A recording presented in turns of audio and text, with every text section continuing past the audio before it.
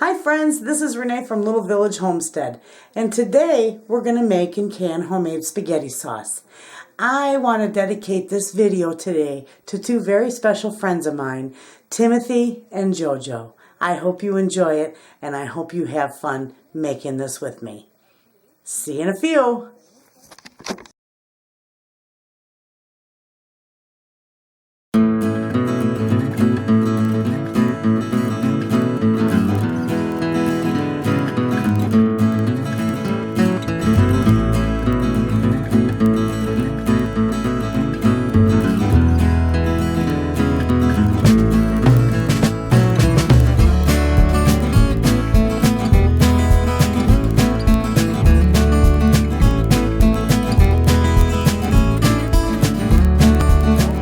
I'm back and I want to show you these beautiful tomatoes I got. These are Roma tomatoes, and I was surprised I got them because it's quite late into the season.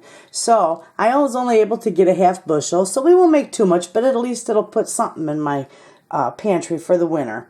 So I'm going to get everything ready to get these blanched, and as soon as I get everything all set up and ready, I'll be back and we'll get started. I'm back.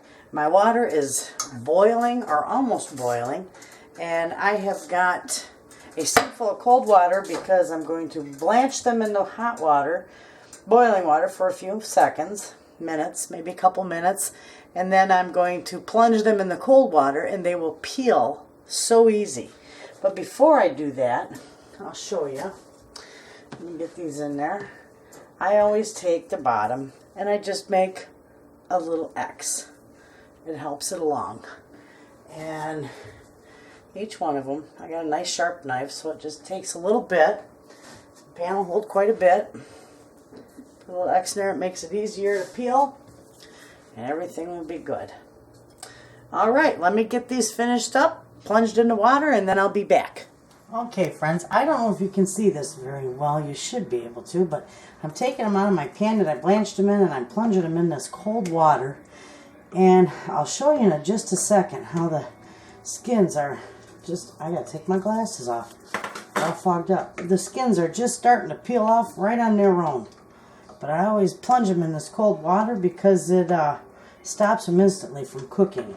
Some people just leave them in a stainless dish until they cool off, but I like to plunge them in that water. Put that back on there. Let me grab this camera. It might be shaky for a minute.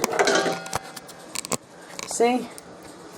And you can see how the skins on them, especially this one, how they just they'll slip right off.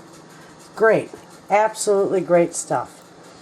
And we'll be right back. Okay friends, I'm back, and I'm going to show you how I peel these. I'll cut the cores out, and then I just chop them up and put them in my stock pan because they're going to cook down. This one's got a little bad spot right there. Okay, I just cut them in quarters here and just chop them up. That's all I do. Here's another one. This one just peels off by hand. See how nice that is once you blanch them? No bad spots in that. I cut the core out of it. Goodness, that was tough. Cut it in chunks and put it in there.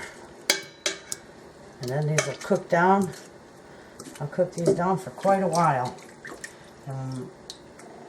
We'll have some good thick tomato sauce when I'm all done. Okay, I'll finish blanching these, and then I'll be back and I'll show you the next step. So, just give me a few minutes and we'll be back. I got it all peeled and chopped up and put in my pan, and it's now simmering on the stove, and I'm going to let it cook there for a little bit, and then I'm going to saute it. Well, while it's cooking, I'm going to saute up my onions and garlic, and then I'm going to add that to it, and then it'll cook for about an hour and a half, 2 hours, and I want to cook it down quite a bit so it gets thick, and I may even have to add a little of my tomato paste. Yeah, that's it. Goodness, I drew a blank. Anyway, I'll show you how it looks in here in a little bit after I get the onions and garlic and all my good spices in it, and then we'll go over to the next step.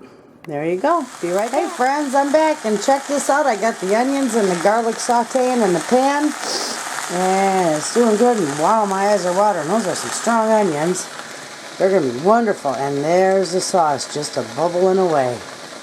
Okay, so there's the onions and the sauce. And as soon as I get those done and get them in the sauce and get my spices going, I will be back. It's been cooking for about an hour. I got the garlic in there, the onions in there, and all the spices. And I don't know if you can see it. Let me grab a spoon.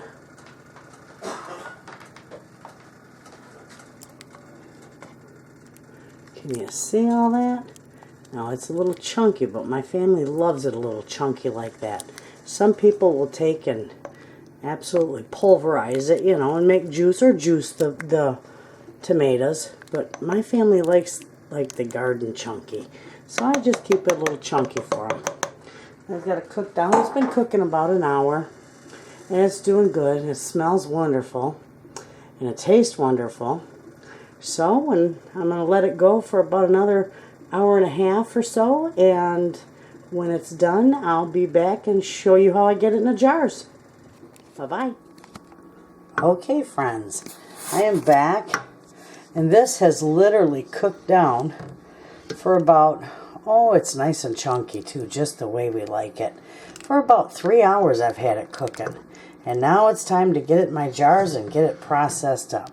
So, I'm going to get everything put together, and I will be right back. I am back, and this may look funny, but I do this all in my sink, so I don't have a big mess by my stove. Anyway, my jar is very hot. I keep my jars in the oven at 275 degrees, of course, after I wash them and everything, to sterilize them. And with that, we're going to start filling it. And my lids are boiling away, so here we go. I will show you a couple of these, how I do that. Get it all filled up with a nice little ladle, and any mess, I just clean it out of the sink. I don't have to worry about getting it all over my walls and everything else. And I fill it about, I fill it about a ½ inch from the top. Just like that. See, that's pretty hot. And then, of course, when I'm done, you make sure you wipe these lids off really good, because if you get anything under there, it is going to stop it from sealing, and that'll be a mess. You'll have to reprocess it. Okay, there is the lid, the ring. Ooh, they're hot, hot, hot, hot, hot, hot. And just finger tight, folks. Nothing big. There it is. A beautiful jar. And then I'm going to show you another one, because when I'm done that, I will put them in the canner, the pressure canner. And then we will pressure can them. They're quarts. We'll pressure can them for 20 minutes at 10 pounds of pressure. Now, if you're going to water bath them, you need to make sure you add lemon juice to each jar. And that will ward off any chances of botulism. So here we are. Ooh, I think I got that one just, oh no, just a little bit more. Maybe one chunk of tomato. There we go. We got that one. There's number 2. Got it filled.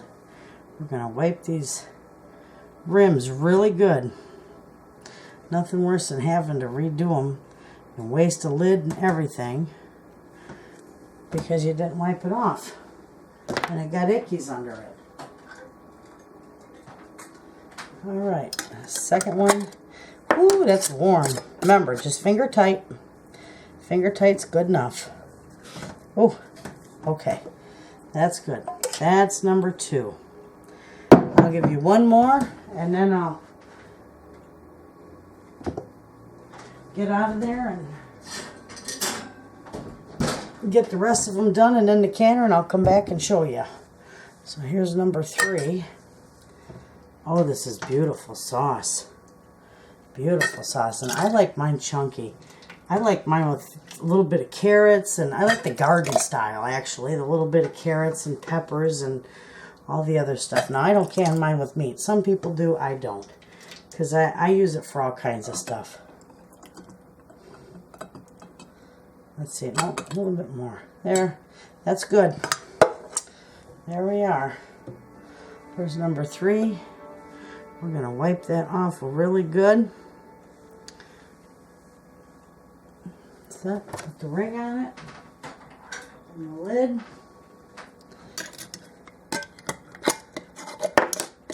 Just finger tight. Ooh, boy. And there's number 3, and they're beautiful in the jars. So let me get the rest of these done and get them ready for the canner, and I'll be right back. I'm back. My jars are in the canner. Mine holds 7 of them. And I got it on high. I got a couple inches of water in the bottom. And I always put a little bit of vinegar because it keeps my jars from clouding up. And these are going to go at 10 pounds of pressure for about 20 minutes because they are quartz. And I will show you the finished product when it is done. And you'll still see them bubbling in a jar. All right, and we shall return. Back. I forgot to tell you, when you put your lid on your canner and you turn it on, you gotta let this little vent here, you gotta let it steam for about 10 minutes. A nice, good, strong flow of steam coming out for 10 minutes. And then you can put your little jiggler on the 10-pound mark. And you'll do good with it that way. All right, we'll be back when it's all done. Hey, friends. Here we are with our final product. I've got 7 beautiful quarts of Italian spaghetti sauce. And I don't know, I just took them out of the canner and they're just singing as I'm taking them out. They're sealing. They're doing beautiful. Yes, you can still see them bubble in there. That's how hot them babies are. Anyway, the jars are nice because I use vinegar in my water. It keeps your jars from clouding up. Now I'll just let them cool down, and tomorrow I'll take the rings off and I'll wash them with some hot soapy water just to make sure there's no food stuck under there, because you wouldn't want that to go rancid. That would be horrible, and it takes a chance on contaminating the whole jar once you open it up again. All right, well, there you have it. Beautiful spaghetti sauce. Italian spaghetti sauce.